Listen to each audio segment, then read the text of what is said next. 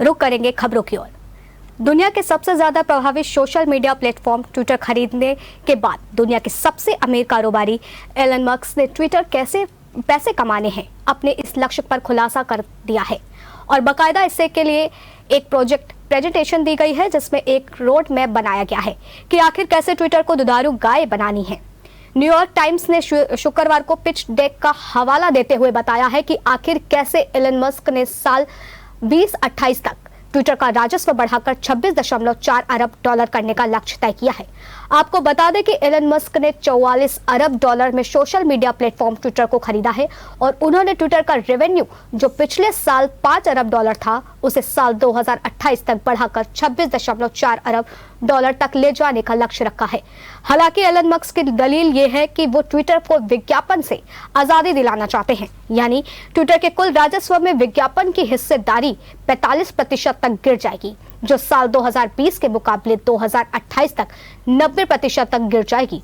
और साल 2028 में एलन मस्क के प्लान के मुताबिक ट्विटर के राजस्व में 12 अरब डॉलर का जो राजस्व होगा उसमें यूजर्स का सब्सक्रिप्शन और विज्ञापन शामिल होगा, लेकिन उसमें यूजर सब्सक्रिप्शन का ही 10 अरब डॉलर का होगा।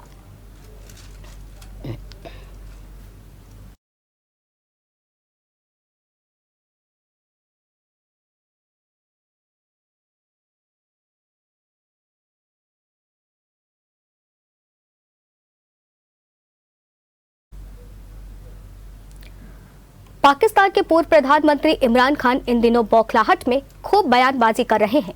प्रधानमंत्री की कुर्सी से हटाए जाने के बाद इमरान खान वर्तमान पीएम शहबाज शरीफ और अमेरिका के खिलाफ जमकर जहर उगल रहे हैं। इतना ही नहीं, ऐसी बौखलाहट में एक इंटरव्यू के दौरान उन्होंने अपनी तुलना गधे से ही कर डाली।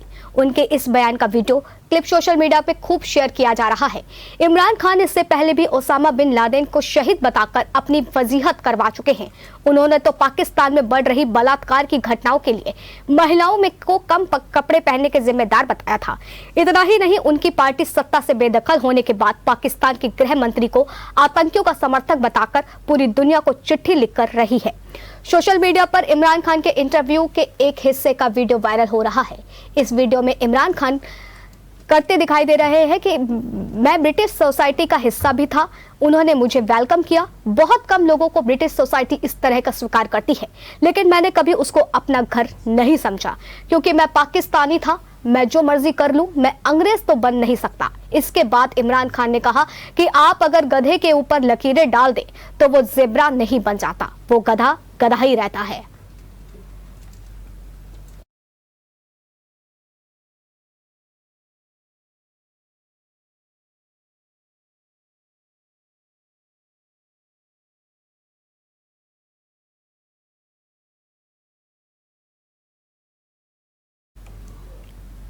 मध्य इजराइल के शहर एलात पे 2 अज्ञात लोगों द्वारा किए गए हमले में 3 लोगों की मौत हो गई है, जबकि 4 अन्य घायल हैं। बताया जा रहा है कि कुल्हाड़ी और बंदूकों से लैस हमलावरों ने एक स्थानीय पार्क में पहुंचकर गोलीबारी शुरू कर दी, जबकि दूसरे हमलावर में कुल्हाड़ी से लोगों पर वार किया। अज्ञात लोगों द्वारा किए गए इस मामले में 3 लोगों की मौके पर ही मौत हो गई है, जबकि 4 अन्य लोग गंभीर रूप से घायल हैं, जिसमें से 2 की हालत गंभीर है। तो वही साथ ही बताया जा रहा है कि पुलिस ने कार्रवाई करते हुए एक हमलावर को गोली मारकर मौत के घाट उतार दिया है, जबकि एक हमलावर मौके से फरार होने में कामयाब रहा, जिसकी पुलिस तलाश कर रही है। और प्रशासन ने इलाके के लोगों से अपने घरों में ही रहने की अपील की है ताकि वे घटनास्थल से एक कार के माध्यम से फरार हुए आरोपी की तलाश कर सके। मीडिया से बातचीत में पुलिस के प्रवक्ता ने बताया है कि संदिग्ध की तलाश में शहर की विभिन्न सड़कों पर चेक पोस्ट लगाकर तलाशी अभियान चलाया जा रहा है। साथ ही हेलीकॉप्टर के माध्यम से भी फरार आरोपी को खोजा जा रहा है। अमेरिकी विदेश विभाग के प्रवक्ता नेड प्राइस ने कहा कि इजराइल में हुआ हमला हाल के हफ्तों में इजराइल को झकझोरने वाले घृणित आतंकवादी हमलों की एक श्रृंखला में नवीनतम प्रतीत होता है।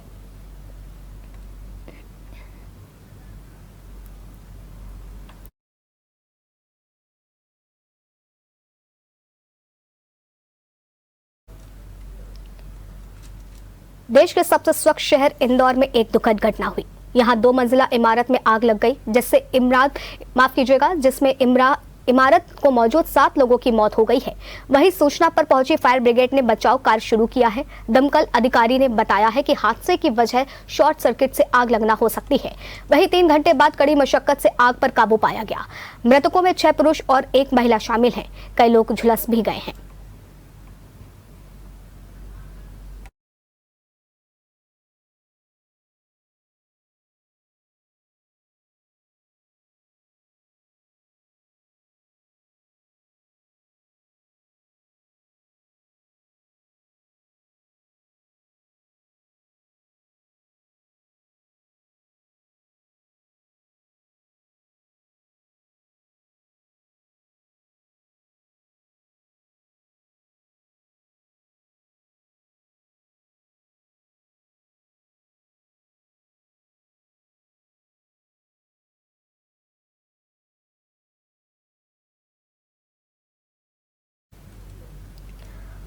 भारत में पहली लहर के बाद दूसरी लहर ने जो तबाही मचाई है, उसके बाद देश में अभी भी डर का माहौल थमा नहीं है। हालांकि तीसरी लहर कब आई, अब कब ये मालूम नहीं चल पाया, लेकिन चौथी लहर की आशंका लगातार डर पैदा कर रही है। ऐसे में देश के लगातार बढ़े केसों की संख्या में एक भय स्थिति उत्पन्न होती नजर आ रही है। रुक करते हैं एक पैकेज में। देश में पिछले 1 माह से कोरोना के केस लगातार बढ़ रहे हैं। देश की राजधानी दिल्ली सबसे ज्यादा प्रभावित हुई है। वहीं देश में भी कोरोना का ग्राफ बढ़ रहा है। देश में 25 अप्रैल से 1 मई के बीच ही 22,000 से ज्यादा नए केस सामने आए हैं। वहीं इससे पहले के हफ्ते में 15,000 केस आए थे। इस हिसाब से ये केस एक सप्ताह में 41% ज्यादा है। देश में मिल रहे केस में से 68% अकेले 3 राज्यों दिल्ली, हरियाणा और यूपी से हैं। दिल्ली में पॉजिटिविटी रेट 7% से ऊपर है, यानी WHO की नजर में यहां संक्रमण बेकाबू है।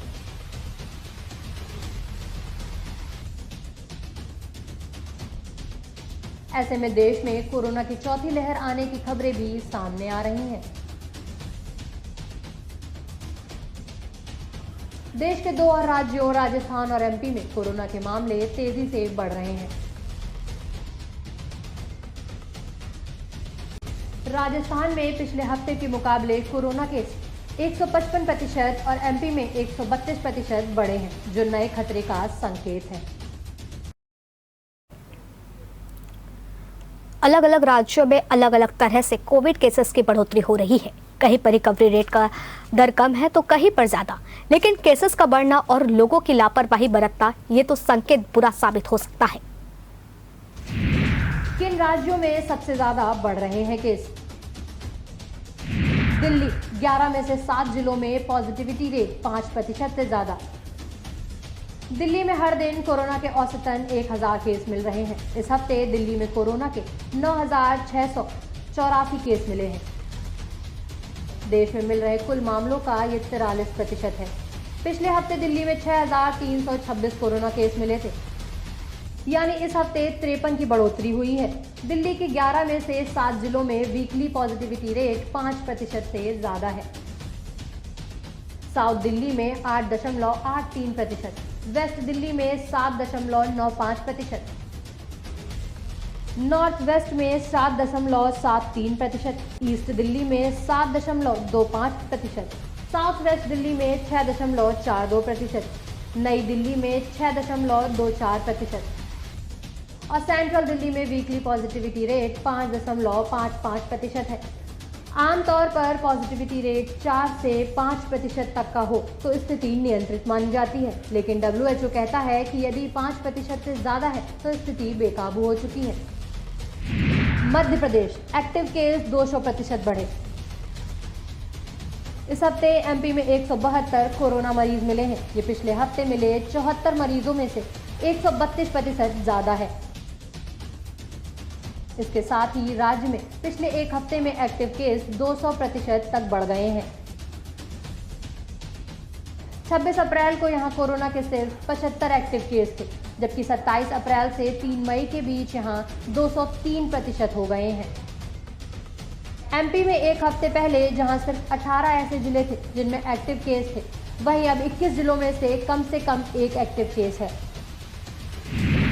राजस्थान, सबसे ज्यादा एक्टिव केस जयपुर में।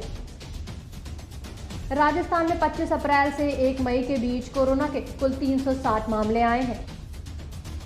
यह इसके पहले हफ्ते आए 141 केस से 155% ज्यादा है। राजस्थान में कोरोना के एक्टिव केस 500 के करीब हैं। जयपुर में 300 से ज्यादा एक्टिव केस हैं।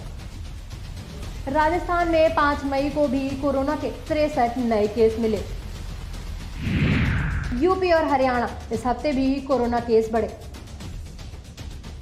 नेशनल कैपिटल रीजन यानी एनसीआर में इस हफ्ते भी कोरोना केस में बढ़ोतरी देखी गई। हरियाणा में इस हफ्ते कोरोना के 3,695 नए केस आए हैं, जो पिछले हफ्ते की तुलना में 2,296 से 61% ज्यादा है। वहीं यूपी में इस हफ्ते 1,736 केस मिले। ये पिछले हफ्ते मिले 1,278 केस से 36% ज्यादा है। महाराष्ट्र और केरल में भी केस बढ़ रहे हैं। केरल में पिछले हफ्ते के मुकाबले इस हफ्ते कोरोना के 2,000 नए केस आए, जो पिछले हफ्ते से ज्यादा हैं। वहीं महाराष्ट्र में इस हफ्ते 1,060 नए मरीज मिले हैं, जबकि पिछले हफ्ते 996 केस दर्ज किए गए थे। इसके अलावा कर्नाटक, तमिलनाडु, बंगाल, तेलंगाना, पंजाब और उत्तराखंड में भी कोरोना के मामले तेजी से बढ़ रहे हैं। 4 धामों में से एक बाबा केदारनाथ धाम के कपाट वैदिक मंत्रोच्चार के साथ खोल दिए गए हैं। हजारों भक्तों के जयकारों के बीच 6:25 पर रौवल भीमा शंकर लिंग ने पौराणिक परंपरा और विधि विधान से बाबा केदारनाथ धाम के कपाट खोले। इस दौरान उत्तराखंड के मुख्यमंत्री पुष्कर सिंह धामी भी मौजूद रहे। मंदिर को 15 क्विंटल फूलों से सजाया गया है। केदारनाथ धाम के कपाट खुलने के दौरान करीब 20,000 श्रद्धालु मौजूद रहे।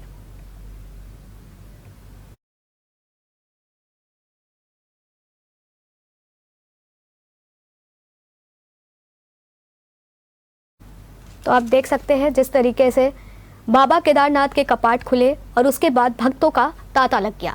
हालांकि आपको बता दें कि 12,000 से ज़्यादा वहां पर श्रद्धालुओं की मना किया गया है कि वहां पर 12,000 श्रद्धालु एक दिन में दर्शन कर सकते हैं, क्योंकि कोरोना काल भी बरकरार है, जिसको देखते हुए ये फैसला लिया गया है। साथ में जिस तरीके से बाबा केदारनाथ के दर्शन के लिए वहां पर भक्त उमड़े, हम देख सकते हैं। ये तस्वीरें जो आपको दिखाई दे रही है, ये तस्वीरें वही तस्वीरें हैं जब बाबा केदारनाथ के कपाट खुले और उसके बाद पूरे मंत्रोच्चार के साथ कपाट खुलने के बाद लोगों ने जयकारे लगाए, भक्त वहां पर पहुंचे और वहां पर श्रद्धापूर्वक बाबा के दर्शन कर अपनी इच्छाओं को मांगा। तो वहीं पूरे जब कपाट खुले तब वहां पर मुख्यमंत्री पुष्कर धामी भी पहुंचे।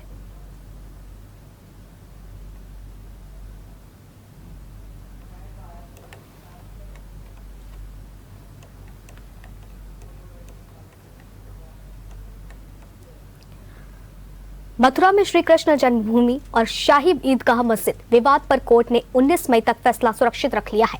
लखनऊ की रहने वाली रंजना अग्निहोत्री ने श्री कृष्ण जन्मभूमि की 13.37 एकड़ भूमि के स्वामित्व की मांग को लेकर वाद तैयार किया है। इसमें श्री कृष्ण जन्मभूमि से बनी शाही ईदगाह मस्जिद को हटाने की भी मांग की गई है। कोर्ट के दायर वाद में भगवान कृष्ण के जन्म स्थान के पास कटरा केशव देव मंदिर के 13.37 एकड़ के परिसर में मुगल सम्राट औरंगजेब के आदेश पर 1669 से 70 के कथित तौर पर बनी मस्जिद को हटाने की मांग की गई है। इस मामले में दोनों पक्षों की सुनवाई गुरुवार को पूरी हुई है। सेशन जज राजीव भारती ने कहा है कि इस मामले में 19 मई को फैसला सुनाएंगे। श्री कृष्ण विराजमान की भक्त होने का दावा करते हुए रंजना अग्निहोत्री और 6 अन्य ने पिछले साल 25 सितंबर को सिविल जज सीनियर डिवीजन की अदालत में 13.37 एकड़ जमीन के एक हिस्से पर बनी शाही मस्जिद ईदगाह को स्थानांतरित करने की मांग को लेकर याचिका दायर की थी। बाद में अदालत की निगरानी में विवादित जगह की मांग खुदाई के लिए करने की मांग की गई। याचिकाकर्ता ने कहा है कि खुदाई की एक जांच रिपोर्ट पेश की जाए, क्योंकि याचिकाकर्ताओं का दावा है कि जिस जगह पर ईदगाह मस्जिद बनाई गई थी उसी जगह पर राजा कंस का मूल ऐतिहासिक कारागार मौजूद है। जहां भगवान श्री कृष्ण का जन्म हुआ था। लिहाजा वहां अगर खुदाई करवाई जाएगी तो यह बात साबित हो जाएगी कि इतिहास में भी वहां केशव देव जी के टीले के नीचे विशाल विष्णु मंदिर होने का जिक्र दर्ज है। मुगल काल में तत्कालीन बादशाह औरंगजेब ने फरमान जारी कर इस मंदिर को ढहाकर वहां ईदगाह बनाने का हुक्म दिया था। इतिहास के दस्तावेज भी इस दावे की पुष्टि के लिए दिए गए हैं। मथुरा श्री कृष्ण जन्मभूमि के मामले में अब तक 5 वाद दायर किए जा चुके हैं। वहीं पहला वाद रजना अग्निहोत्री की ओर से दायर किया गया है, जबकि दूसरा वाद हिंदू आर्मी के मुखिया मनीष यादव और तीसरा वाद 5 अन्य वादियों द्वारा महेंद्र प्रताप सिंह के माध्यम से दायर किया गया है। इसके अलावा कटरा केशव देव मंदिर की 13.37 एकड़ भूमि के एक भाग में बना शाही मस्जिद ईदगाह को हटाने के संबंध में सिविल जज सीनियर डिवीजन नेहा बनौतिया की अदालत में 2 वाद एडमिट कर लिए गए हैं। इस प्रकार अब तक कुल 5 वाद दायर हो चुके हैं।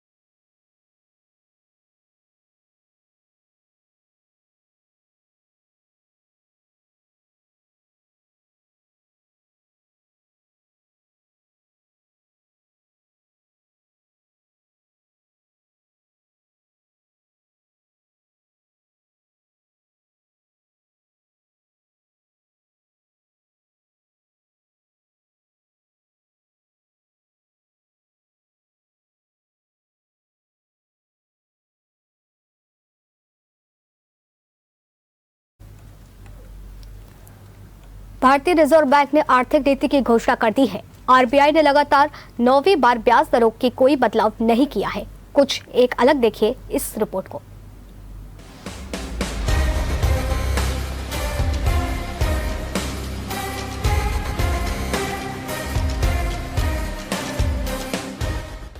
भाजपा नेता तजिंदर पाल सिंह बग्गा की दिल्ली में पंजाब पुलिस द्वारा गिरफ्तारी पर दिल्ली से पंजाब तक सियासत गर्मा गई है।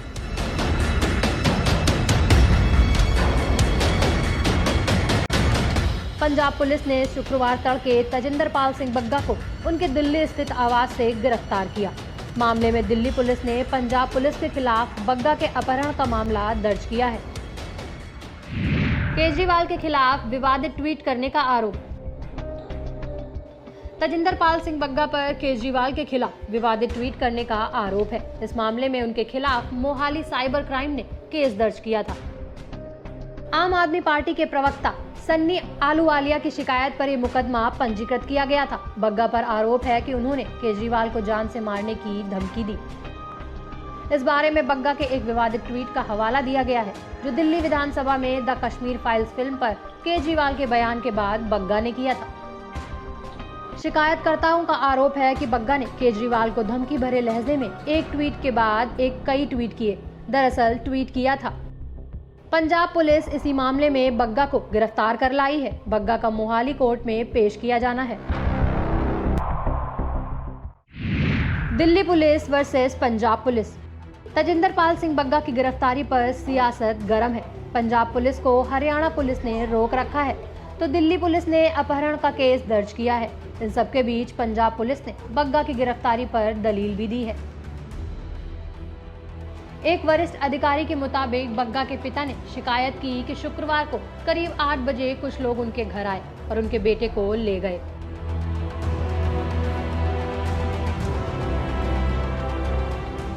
दिल्ली पुलिस ने जनकपुरी थाने में बग्गा के अपहरण का मामला दर्ज किया है। पंजाब पुलिस का कहना है कि हरियाणा पुलिस द्वारा बेवजह रोका गया है।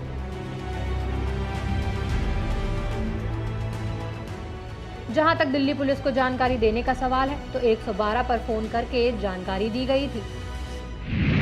पंजाब पुलिस की दलील। बग्गा पर धमकी देने का एफआईआर दर्ज है। 5 बार नोटिस भेजा गया था। बग्गा ने नोटिस का जवाब नहीं दिया। दिल्ली पुलिस से संपर्क की कोशिश की गई। बग्गा के पिता को मुक्का नहीं मारा गया। हरियाणा सरकार बेवजह अड़चन डाल रही है। पंजाब हरियाणा हाईकोर्ट का करेंगे रुख।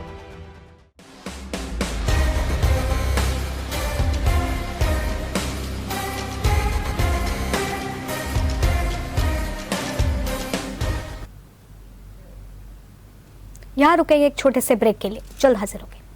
ब्रेक के बाद स्वागत है आपका। रुक करते हैं खबरों की ओर। इस साल सलमान खान की बहन अर्पिता खान के घर हुई ईद पार्टी को याद रखा जाएगा। अर्पिता खान की ईद पार्टी काफी हैपनिंग रही है। बता दें कि इस ईद पार्टी में लंबे वक्त के बाद सिलेबस का जमावड़ा लगा। इस बार पार्टी में 4 चांद लगाने शहनवाज गिल भी पहुंची थी। शहनवाज गिल ने पार्टी से जाते जाते सलमान संग अपनी बॉन्डिंग दिखाकर लाइमलाइट लूट ली है। लेकिन दबंग खान संग को नजदीकियों के चलते शहनवाज गिल के काफी ट्रोल भी हो रही हैं। वहीं एक वीडियो भी सामने आया था जिसमें शहनवाज गिल पेपराजी के सामने सलमान खान संग अपनी करीबी दिखती हुई नजर आई थी। शहनवाज गिल सलमान खान से चिट चैट करते हुए कभी उन्हें किस करती तो कभी हक करती तो कभी कान में फुसफुसाती नजर आई। इसके बाद शहनवाज गिल सलमान खान का हाथ पकड़कर खींचते हुए उन्हें अपनी गाड़ी के पास ले गई और दबंग खान को कहा कि उन्हें छोड़ कर आए। सलमान खान और शहनवाज की बॉन्डिंग जहां कुछ लोगों को क्यूट लगी तो वहीं कई ऐसे भी थे जिन्हें शहनवाज का ये बिहेवियर बिल्कुल भी पसंद नहीं आया। शहनवाज गिल को उनके इस बिहेवियर के लिए ट्रोल किया गया।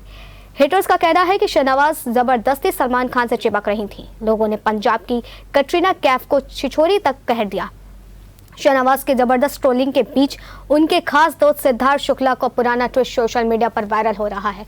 बता दें कि सिद्धार्थ का यह ट्वीट महिलाओं के सम्मान की बात करता है।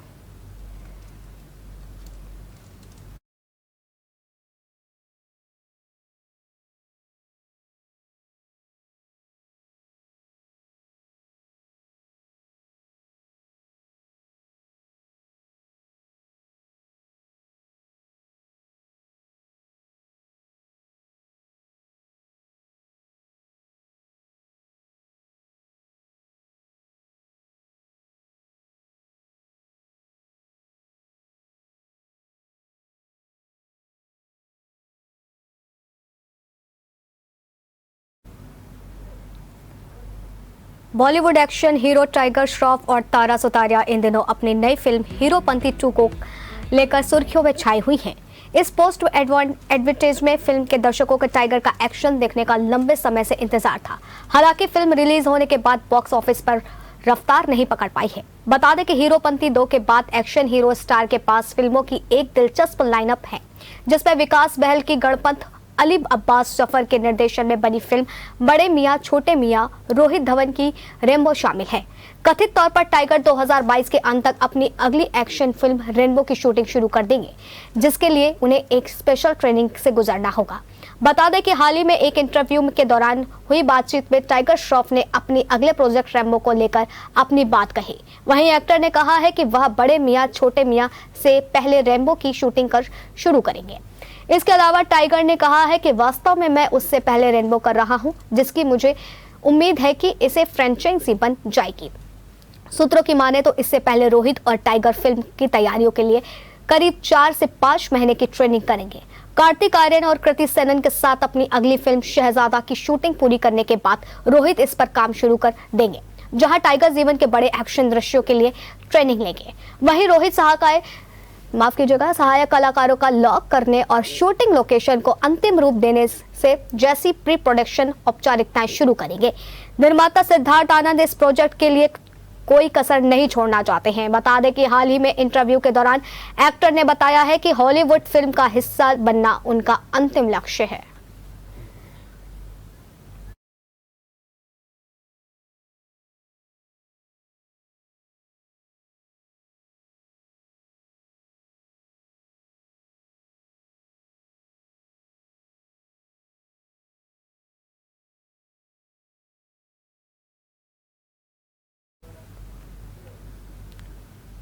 कटरीना कैफ से शादी करने के बाद विक्की कौशल इन दिनों हर तरफ छाए हुए हैं। फिल्मों से लेकर टीवी तक हर जगह विक्की कौशल ही नजर आ रहे हैं। उरी और सरदार उधम जैसी फिल्मों में शानदार अभिनय करने के बाद अभिनेता इन दिनों अपने एक विज्ञापन को लेकर चर्चा में हैं। बता दें कि एक कोल्ड ड्रिंक कंपनी का एड है, जिसमें अभिनेता का वीडियो देखने के बाद यूजर्स को सलमान खान याद आ रहे हैं।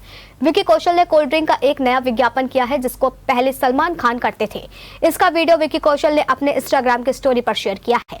इस विज्ञापन में विक्की दुकानदार के चार्जर देने को कहते हैं, जिसके बाद वह उन्हें लाल रंग की एक ड्रिंक देते हैं, जिसमें वह पीने लगते हैं। विज्ञापन को लेकर विक्की कौशल हर जगह खूब तारीफें हो रही हैं, तो वहीं कुछ यूजर्स उनके मजे भी ले रहे हैं। बता दें कि पहले सलमान और फिर शाहरुख इस विज्ञापन में नजर आ चुके हैं, जिसके बाद अब विक्की कौशल का इसमें नजर आना लोगों के लिए मजे लेने का जरिया बन गया है। बता दें कि एक समय एक कैटरीना कैफ सलमान खान की गर्लफ्रेंड थी, जिसके बाद 2018 से विक्की और कैटरीना ने एक दूसरे को डेट करने लगे थे, जिसके बाद साल 2021 के अंत में दोनों ने शादी कर ली थी। वर्क फ्रेंड की बात करें तो कैटरीना कैफ बहुत जल्द सलमान खान के साथ टाइगर 3 में नजर आने वाली हैं। विक्की कौशल की बात करें तो वह बहुत जल्द सैम बहादुर द इस्माइल अश्वत्थामा वाई में नजर आने वाले हैं।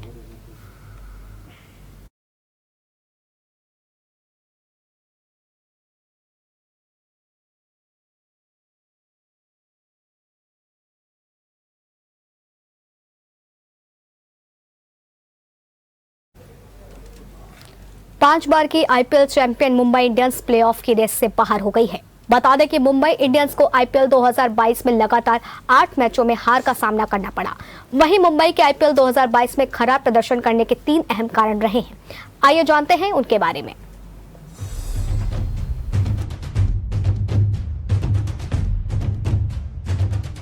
आईपीएल 2022 में मुंबई इंडियंस ने सभी फैंस को निराश किया और ट्रॉफी से बाहर होने वाली पहली टीम बनी।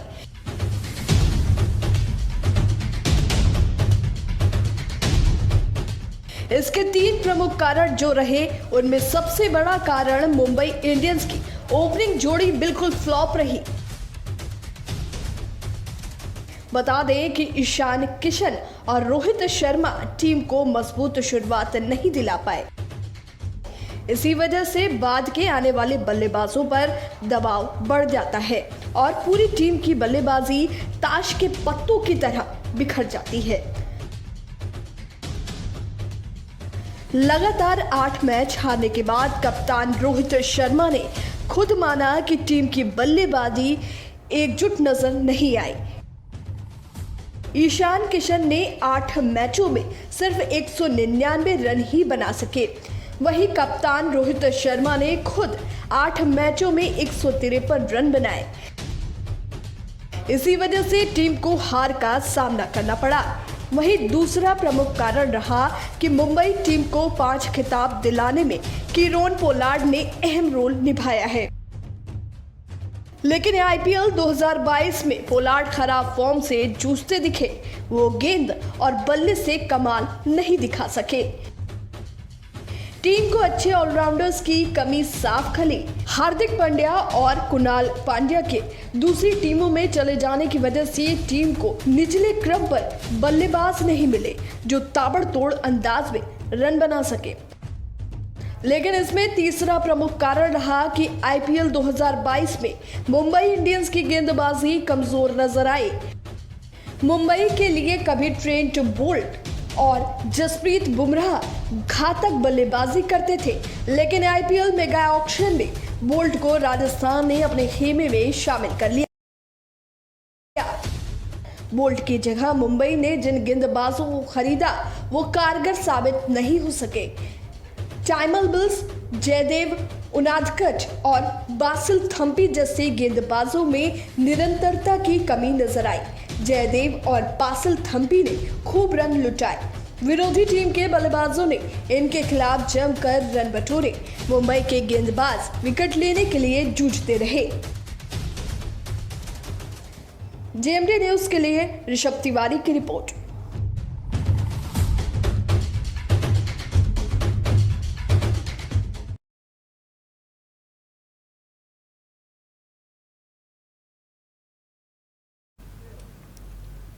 एशियन गेम्स 2022 को कोरोना वायरस की वजह से स्थगित कर दिया गया है। चीनी मीडिया की एक रिपोर्ट के मुताबिक एशिया ओलंपिक काउंसिल ने कहा कि चीन के हांगझोउ में 10 से 25 सितंबर तक होने वाले 19वें एशियाई गेम्स को स्थगित कर दिया गया है। हालांकि इसमें स्थगित करने का कारण नहीं बताया गया है, लेकिन फिलहाल चीन में कोरोना वायरस के मामले लगातार बढ़ रहे हैं। ऐसे में एशियाई खेलों को स्थगित करने का कारण कोविड-19 ही माना जा रहा है।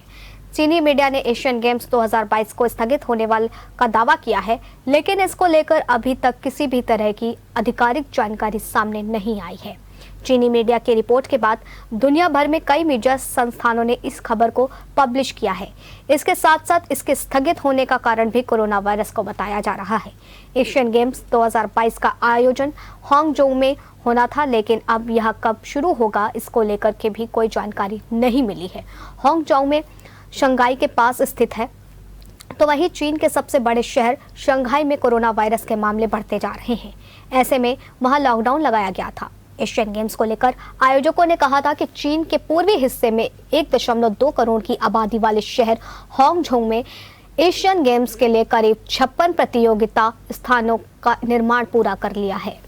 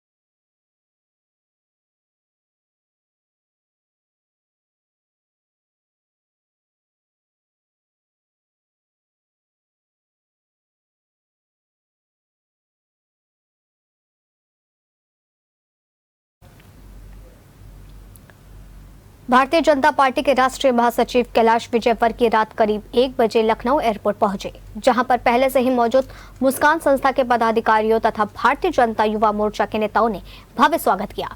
वहीं कैलाश विजयवर्गीय लखनऊ के इंदिरा गांधी प्रतिष्ठान में होने वाले अध्यात्मक महासंगम कार्यक्रम में भी हिस्सा लेंगे।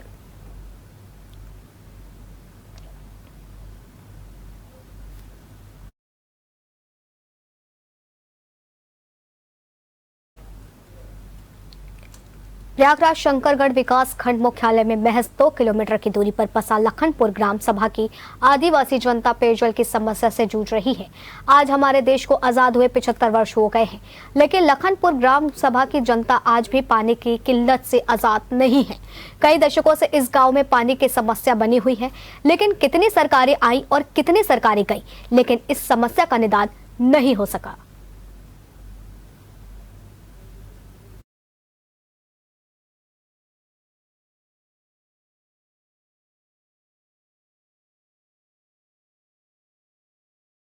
पानी का पानी मांगते हो आप लोग, बताओ। पता नहीं क्या जमाना बीत गया, यहाँ पानी हम लोग चिल्लाते हैं। 12 क्षेत्र तक गए बाल्टी रस्सी लेके, और अभी तक हो गया 5 पंचवर्षीय मोदी जी जीत गए, तब भी पानी नहीं आया। तो हम लोग विश्वास पे फिर भी मोदी जी को वोट दिया है। तो अब इहो में लागत है कि पानी न पाओ। एटा जनपद के कोतवाली नगर क्षेत्र के गांव भागीपुर में हो रही शादी समारोह में उस समय रंग में भंग पड़ गया जब जयमाला कार्यक्रम के बाद दुल्हन को पता लगा कि दूल्हा पहले से ही शादीशुदा है और उसके 2 बच्चे भी हैं, जिसे बाद में दुल्हन की शादी से साफ तौर से इनकार कर दिया और दूल्हे को तुरंत बंधक बना लिया गया। वहीं दूल्हे को बंधक बनाए जाने की सूचना पुलिस को मिलते ही पुलिस मौके पर पहुंची और पुलिस ने दूल्हे और उसके परिजनों को पूछताछ की है। फिलहाल पुलिस मौके पर मौजूद भी है।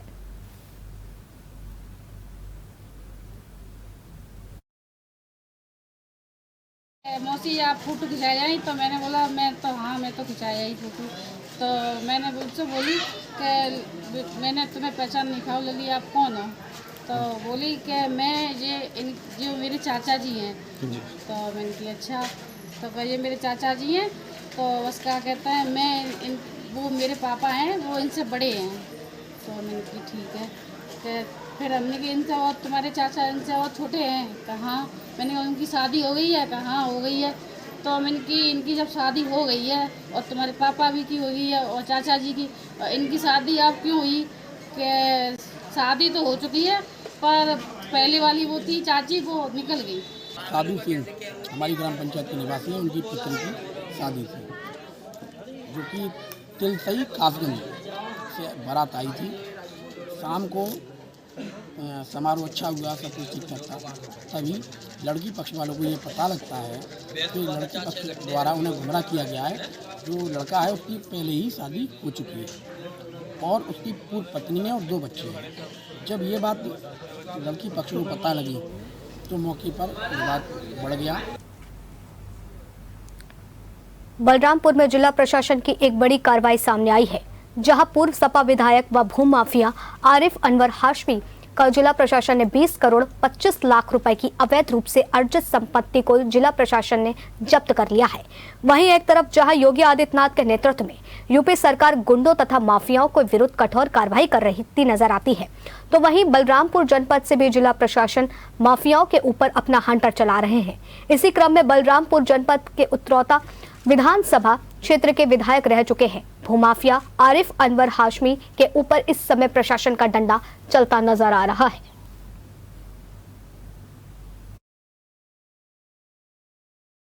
6/5/2022 को यूपी गैंगस्टर एक्ट की धारा 14(1) के अंतर्गत भू माफिया आरिफ अनवर हाशमी की 20 करोड़ 25 लाख की संपत्ति, जिसमें 1 HP petrol pump, AJ Hashmi hospital, 2 व्यावसायिक भवन व एक अन्य भवन शामिल हैं, को पूर्व किया गया।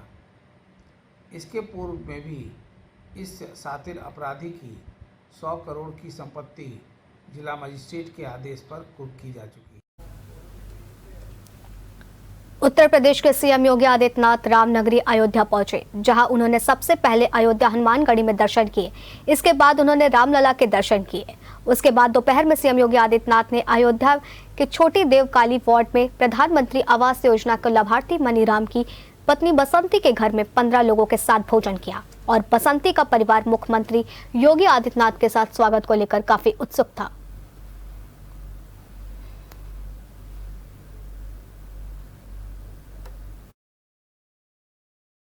उन्होंने समस्याएं हमारी सुनी, जो भी समस्या उसका समाधान करेंगे।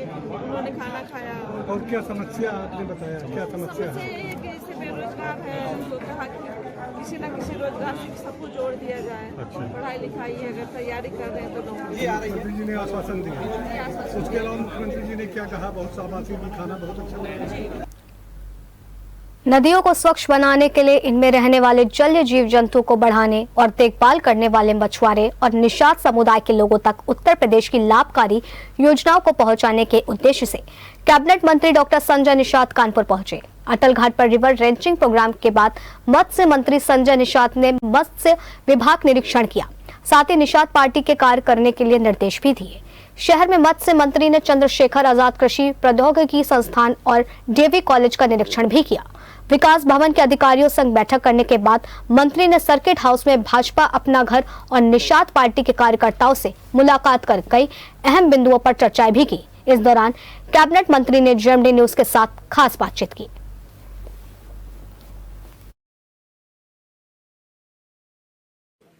जलीय जीवों को बचाने और मछुआरे समुदाय तक सरकारी योजनाओं को पहुंचाने के उद्देश्य से कानपुर शहर में कैबिनेट मंत्री डॉक्टर संजय निषाद पहुंचे हैं और जिनसे आज जेएमडी की टीम बात कर रही है। सर, सबसे पहले आप अटल घाट पहुंचे और वहां पर आपने रिवर रिलॉन्चिंग कार्यक्रम में शिरकत करी। क्या है ये पूरा प्रोग्राम और किस तरीके से इससे जलीय जीवों को बचाएंगे? तो माननीय मुख्यमंत्री प्रधानमंत्री जी को धन्यवाद दूंगा। मत्स्य मंत्रालय खड़ा किया, 20,000 करोड़ रुपया इसमें अलॉट किया। बहुत ढेर सारी योजनाओं, प्रधानमंत्री मत्स्य संपदा योजना के अंतर्गत इनके जीवन में सुधार के लिए, इन्हें सहयोग के लिए अनुदान की व्यवस्था की और अनुदान 60% वुमेन और SC/ST के लिए और महिलाओं सामान के लिए 40% है। ऐसे में उन योजनाओं को प्रचार प्रसार और फ्री में बीमा है, इनका बिना पैसे का बीमा है कि अगर ये बीमा धारक है, इनके कैजुअलिटी होती है तो 5 लाख है, डिसेबिलिटी होती है तो 2.5 लाख है और अगर कहीं भर्ती हो जाते हैं अस्पताल में 25,000 है। उसका प्रचार प्रसार होना चाहिए। ऐसे में इनको विभागों का भी दौरा किया। आज माननीय मुख्यमंत्री जी को भी धन्यवाद दूंगा, उन्होंने अपनी टीम में हमें जगह दी और उन्होंने 100 दिन का कार्य योजना बनाया और उस कार्य योजना में हमें रिवर रेंचिंग करनी है। हमें 9 सेंटीमीटर के बच्चे बड़े हमें जिस नदी में डालना, उसी नदी के मछली के बॉर्डर से बच्चे पैदा करके उन्हें डालना। मैं बधाई दूंगा सरकार को कि उन्होंने 9 रत्न ज्ञान के हैं मछली क्षेत्र में। एक राष्ट्रीय मत्स्य अनुसंधान केंद्र लखनऊ में है जो मैं कल गया था, वहाँ एक ऐसी व्यवस्था है कि उनका पूरे प्रदेश के हर एक नदी के उनके पास बूढ़र हैं और उनके पास उसमें चिप पड़ा हुआ गन से, और वो मशीन से लगा देते, बता देते किस मशीन का है। जिस तरीके से आदमी का आधार कार्ड है वैसे उन्होंने मछलियों का आधार कार्ड बना रखा है कि किसमें, और उससे गंगा के मछली के बूढ़र को आज हमें डालने का अवसर मिला। 40,000 डाले, अभी और लगातार डालते रहेंगे, हम इसे आगे बढ़ाते हैं। चूँकि कानपुर को एक ऐतिहासिक जगह रहा है, कभी यहाँ आज 1857 में यहाँ अंग्रेज़ों को हमारे मछुआरों ने डुबो के मारा था और 167 निषादों की यहाँ फांसी हुई थी। और यहाँ इस क्षेत्र में आपने देखा होगा महान राष्ट्रपति हैं और गंगा मैया हैं, तो इसलिए गंगा मैया को समर्पित के लिए और इस गंगा को फिर से सुदृढ़, ये पवित्र जो है जल को पवित्र, सबको आस्था का केंद्र है, उसमें फिर से मछली डालने के लिए, क्योंकि मछली शुभ होती है और धन की लक्ष्मी जो होती हैं कमल पर होती हैं और कमल जो है पानी में होता है और पानी में ही धन है। इस तरीके से तो इन्हें समाज को एक संदेश देना था कि आप जल से दूर मत हो, जल में ही बहुत कुछ धन है, आप इस पर निर्भर आ जाओ, आपकी बेरोजगारी दूर हो जाएगी। हम 60% सब्सिडी दे रहे हैं, ट्रेनिंग लो, आप मदद लो, आप काम करो, आपके दरवाजे पर ज़मीन है, आप वहाँ बायोफ्लैक लगा लो, उसमें आपके पास आप कुछ भी नहीं है, हमारे पास मोटरसाइकिल ले लो, आप आइस बॉक्स उसमें 60% सब्सिडी दे रहे हैं, टेम्पू ले लो, काम करो, फिश पार्लर लो चौराहे पर। हमारे विभाग से 4 चीज़ें हैं। एक तो प्रोटीन युक्त भोजन मिलेगा, कहता है कि स्वस्थ शरीर में स्वस्थ मस्तिष्क होता है, स्वस्थ मस्तिष्क में आपके दिल में स्वस्थ विचार आते हैं और स्वस्थ विचार व्यवहार अच्छे होते हैं, तो हम हाईली प्रोटीन डाइट इन्हें दे रहे हैं। दूसरा, रोजगार के साधन दे रहे हैं, जिसमें हम साल भर हम मदद करेंगे। माननीय मुख्यमंत्री जी ने भी बोट योजना, निषाद राज बोट योजना बनाई, जिसमें 40% सब्सिडी है और आपके जो है 25% उसमें बच्चों पर छूट है। प्रधानमंत्री ने 26 प्रकार की अलग योजना बनाई है। इस तरीके से हम इसमें ला रहे हैं, रोजगार भी बढ़ेगा, हमारा राजस्व भी बढ़ेगा और ये इंगेज हो जाएंगे तो कुरीतियों से भी बचेंगे, इनकी गरीबी दूर हो जाएगी और हमारा ये गरीब जो है आत्मनिर्भर हो जाएगा।